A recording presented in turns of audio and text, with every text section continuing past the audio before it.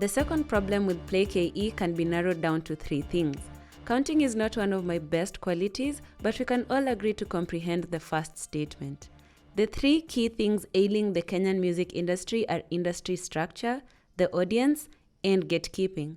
Gatekeeping will be part of industry structure, but like any Kenyan university gate, it stands out, so it's only respectful to dissect the kind of hate it breeds. First up, the Kenyan music industry is working and also not at the same time. Like that one time I thought I could pull off a jumpsuit, I'm just not built for it. The structure currently in place is small and it's serving the scale it can. According to Mwas, an avid Kenyan music consumer, concert goer, creative and professional African parent disappointment, the Kenyan music scene is not short of talent or creativity. That's the juice, or maybe as Mayonde would say, However, systemic challenges in this industry are setting back artists in more ways than KRA is doing to us with taxes. Let's start with how artists make money. They can do this through multiple ways, through social media via brand deals and social engagement, or through YouTube by monetizing their views, or through utilizing digital distributors and ad spaces. Have you ever been watching YouTube and the video you want to watch is being blocked by unskippable ads? Let the ad play. Go use the washroom. Start a small new life somewhere else until the ad is done, so your fave artist can mint some coins. Artists can also make money through ringback tune services such as Safaricom's Skiza Tune or Airtel's Hello Tunes. You may know Skiza Tunes from when they first came around in the mid-2010s. Most of my relatives love to entertain callers for a bit before we get into the awkward "can you lend me some money" convo, and I love it. Some people love Skiza Tunes, but others prefer silence, especially if you live in Nairobi. You're probably enjoying a live playlist within every 2-kilometer radius from clubs to Matzaronga to every border guy with a portable speaker. So if you enjoy ringback tunes, you're doing a lot for the music economy. They can also make money through music sponsorship deals, where companies sponsor their recordings and videos or give the artists cash to help them get revenue. Google AdSense, for instance, helps create banner ads on websites and blogs, and when visitors click on these ads, artists can get paid for this. However, most of us are dodging every ad like we're trying to watch something on 123 movies. All ads are not created the same. One click could World War Z your entire hard drive. Additionally, there are music websites such as Songa, Hustle Sasa, and Mdundo where artists can upload, market, and sell their music or merch to their fans. Musicians also make money from live performances at festivals, concerts, or roadshows. When the check is too good, you may never see or hear new music for years, and I get it. Lastly, royalties are another means for artists to make some cash. However, the kind of slacking the PRSK and MCSK are pulling off is honestly second to Wanyonyi getting knocked out by Mandonga. To earn royalties in Kenya, you need to register with the MCSK, and they monitor the industry on your behalf. If your song is played on the radio or TV or any other commercial space, they request payment on your behalf. For this to work effectively, parties involved need to have an explicit agreement. Kenyan artists continually raise concerns that even though they're registered, they still receive peanuts from these agencies. Willie Paul was once heard hurling expletives at the MCSK, and rightfully so, because sending an artist 500 bob as royalties is a joke that only the Kenyan government can write. You can't even make the 5,000 you spent on registration back. When musicians can't make money from royalties because some of them don't have the resources to tour or set up live performances, this is the industry cannibalizing their efforts. To quote Mwas, "Passion is only the beginning, but great commerce is what makes talent go into Hulk mode. If wishes were passions, Kenyan artists would be celebrated equestrians." Some artists work under record labels that help them market, review, and publish their music. However, some of them are tied in 360 deals without a way to release or earn more from their music. According to rapper extraordinaire Ecstatic, record labels have the power to shelve your music and give their time and attention to another artist, like a Nairobi boyfriend. They can even blacklist you if you breach your agreement with them, which is like a fun duality bid for them that's probably in 0.01 font at the very bottom of a document you signed and maybe didn't get an opportunity to really read because of excitement. It's important to get legal counsel if you can before being signed to any of them. Unfortunately, they might not give you the company's Annalise Keating. Many other artists in the Kenyan scene are independent. This means they are not just the talent, but their own management, distributors, publishers, A&R, and even legal representation. Funding every project you do and still having to handle every business decision is a level of hell reserved specifically for Kenyan artists, and then you have to promote your work online to an audience keyboard shaming you about how your music is work. It's one person doing the job of 1,000 people, and although this has partially worked, where artists can make all their money back, it's a Goliath-level burden. Giving up is an obvious option when artists get to a point they feel they can't do that anymore. According to amazing vocalist and live performer Tetu Shani, an independent artist who's not dropping hits will find it very difficult to get booked for shows or live performances. The Kenyan music market demands someone chatting on the streets, on radio, and TikTok dances. If you have neither, the industry hopes you have a day job or come from money. You might as well be this LeBron meme. Kenyans don't play Kenyan music as much as they should. Afrobeat, amapiano, and bongo artists dominate Kenyan airwaves and DJ mixes. This is good as it shows appreciation, but this would work great, especially if there's a distribution or airplay goodwill that pushes for at least 2 Kenyan songs for every other person from outside our borders. This way, Kenyan artists can double dutch in there. Kenyans are admittedly cultural sponges, but why is it so hard for Kenyans to ride and die for Kenyan music as much as they do for politicians? I believe in us so much, I think we can do both. This guy basically releases and inspires EPs every time he runs. Why can't Kenyans give Kenyan artists the same grace? Sometimes I feel like Kenyan music hate mostly lives on Twitter. Matatu conductors can put their "we dere weka mziki" power to good use. If you're on YouTube, balance your daily listens with a few Kenyan releases.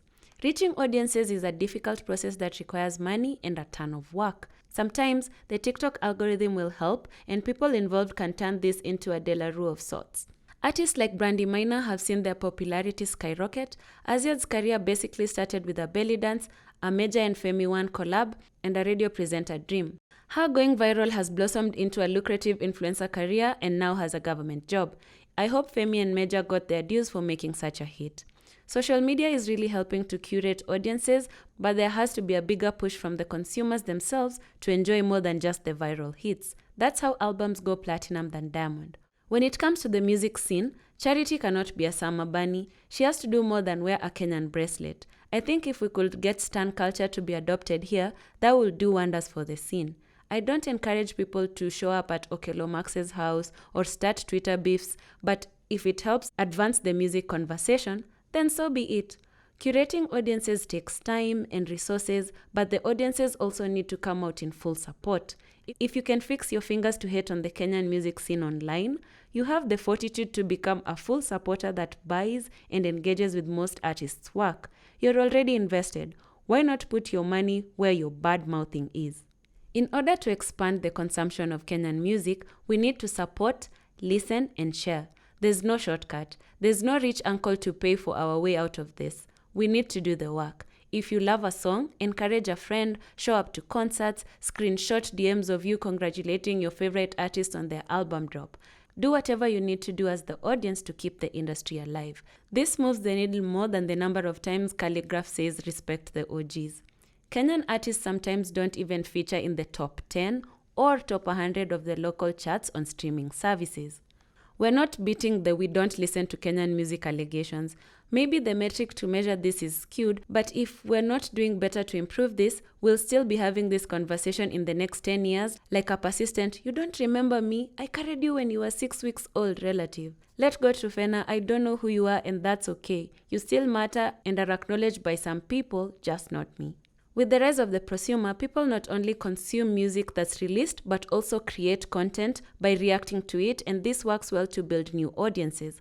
Ubunifu Space did incredible work with their reaction channel, and there are more Kenyans with various platforms in this field. Tetu Shani, one of my favorite Kenyan artists to see live, said, "What is something that would change the trajectory of Kenyan artists and their growth in the industry?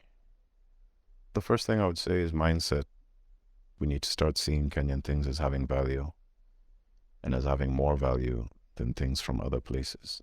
Sounds radical, but it's not. The places with the strongest music industries are places that see that where their music is an extension of their culture and expression of their identity as a people. And we just don't really have that yet." It's time for introspection, guys, and as much as I hate looking inwards, it's the only way out and up on charts at home and worldwide. I had to save a special seat for gatekeeping because it's the stifler in chief of so many music careers. Gatekeeping is a web of activities. We can call it a networking of haters. Kenyan gatekeepers own record labels, promote events, work in production, or even work at or own radio stations. That's an Avengers battle if you're an artist they don't like or respect. You're basically Kinjeketile Ngwale.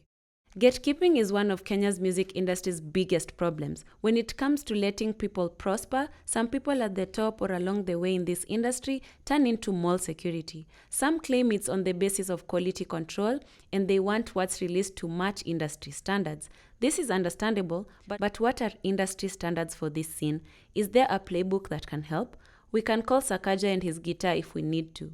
If you're setting standards, at least have the ability to redirect these artists' efforts instead of completely dismissing them. In the past, artists who made it would badmouth upcoming artists to radio stations, producers, and DJs to stop their music from being played. I get it. No one wants competition, but why not Drake out of the competition by stealing their sound and splitting some royalties with them? Gatekeeping then metamorphosized into more hurtful takes like some music is too revolutionary, or it's ahead of the Kenyan market. Radio presenters or playlist curators in the past would refuse to play certain music because Kenyans wouldn't get it. Music judge, jury, and guillotine holders would end careers even before they made it to not even getting paid at concerts they were performing at. Other artists who made it to the airwaves had some of their copyright taken away and finances stolen. This means they did not have the resources to create more even if they managed to become independent. They either had to finish out their contracts while not being paid, and you can't tell how many people gave up on this industry because of this.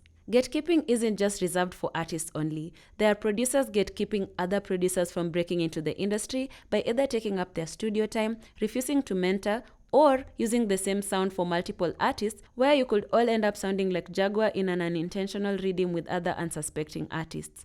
There are probably artists who've left the studio today who are likely releasing a joint studio album. May the best one of you make it to the airwaves. There are DJs who've notoriously gone on record to bash artists and whole new genres they've created because they didn't like their music or didn't feel the quality was good enough. For people whose entire job is to help promote artists' work and in turn get more work themselves, this is a punch in the teeth and locking the door behind people who may have the potential but don't have the right tools yet. Music is very subjective, and what you consider amateur hour may just work for some and create a whole new interest in the scene. Odipop, for instance, will never have made it to the radio or TV in a billion Ezekiel Mutua or stingy DJ years. However, social media created an opportunity for these artists to be sought after outside traditional forms of media. Kenyans loved their chaotic discography and their video vixens in red butter slippers because they were relatable. Odipop artists breaking into the scene should serve as a lesson to gatekeepers. There are a billion ways to reach the masses, but again, until we find a way to support and push our own, we're never making it out of the matatus. Gatekeeping is also gendered. Oh, Justine, this is another one of your feminist takes. Look, unfortunately, even great composers of this scene have talked about it. There are women stopping women, men stopping women, women stopping men, women and men stopping each other, Tokyo Drift. It's never ending. Brandy Maina has tweeted about it, Nikita Kering has highlighted it, and I'm sure there's many more artists who felt the brunt of this sexist society. It's tough to know that you releasing good music isn't enough. You have to give a little speech on why it's important to uplift each other before you get railroaded by someone who didn't like your wig. Kenyan artists and most people working in the music industry are talented and creative despite their thousand faces of adversity this country has shown them. The music industry has dropped the ball in so many different ways that this could as well be a rugby match of people with oily hands. However, Kenyan artists and creators in this field are still relentless.